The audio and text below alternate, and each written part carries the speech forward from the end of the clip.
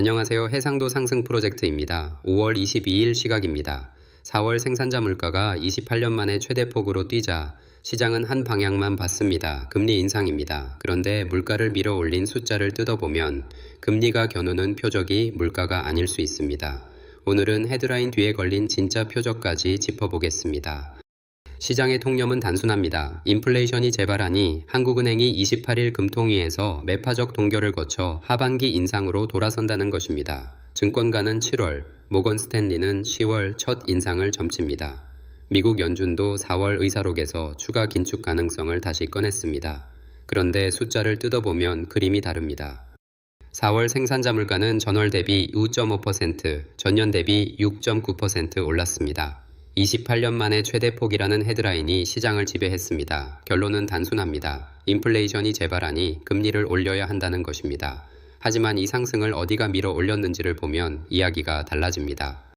상승의 엔진은 석탄과 석유 제품이었습니다. 전월 대비 31.9%, 전년 대비 73.9% 올랐습니다. 1년 전 1만 원이던 기름값이 1만 7천 원이 됐다는 뜻입니다. 국내 수요가 과열돼서가 아니라 이란 전쟁발 유가와 1,500원 환율이 만든 수입된 비용 인상입니다. 그 증거로 한국은 매달 수출 호조의 경상수지 흑자입니다.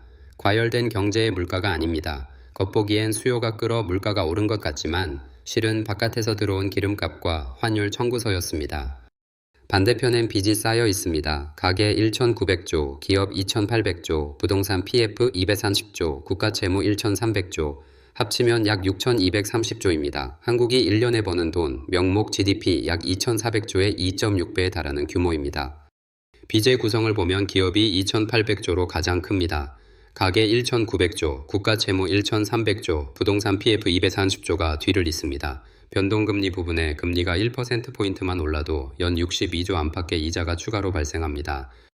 변동금리 부분에 금리가 1%포인트만 올라도 연 62조 안팎의 이자가 추가로 발생합니다.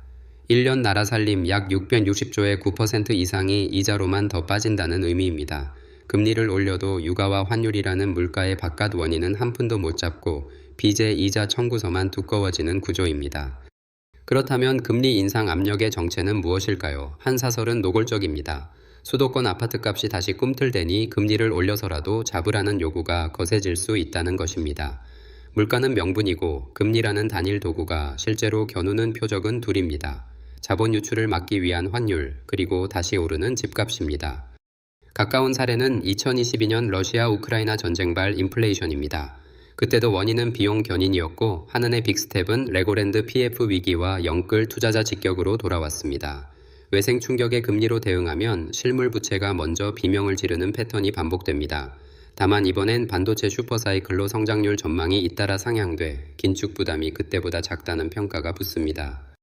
지금 위치부터 봐야 합니다. 미국 30년물 국채가 한때 5.20%, 세계 금융위기 직전인 2007년 이후 19년 만에 최고치를 찍었습니다. 세계 금리 사이클이 후반부, 부채 사이클은 정점 부근이라는 신호입니다. 한은이 매파 시그널로 환율을 방어하면서도 실제 인상은 부채 때문에 미루는 줄타기를 하는 이유입니다. 가능한 길은 셋입니다. 첫째, 5월 매파적 동결 뒤 하반기 한 차례 인상에 환율 1,450에서 1,500박스권, 확률이 가장 높은 길입니다. 둘째, 미국과 이란의 평화협정이 타결되면 유가가 급락해 수입 물가가 진정되고 인상 없이 동결이 이어지며 환율은 1,400대로 내려갑니다. 셋째, 미 30년물이 5%대에 고착되고 환율이 1,550을 돌파하면 긴급 인상이 PF 부실 연쇄로 번집니다.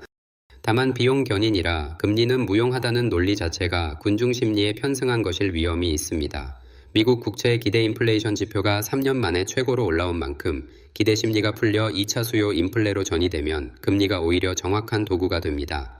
반도체 슈퍼사이클이 임금과 내수를 밀어 올리면 이번엔 진짜 과열일 가능성도 배제할 수 없습니다. 그래서 지금 할 일은 방향을 단정하는 것이 아니라 변동금리 빚을 먼저 줄이고 환율과 유가, 이란 협상이라는 새 변수를 한 화면에서 함께 보는 것입니다.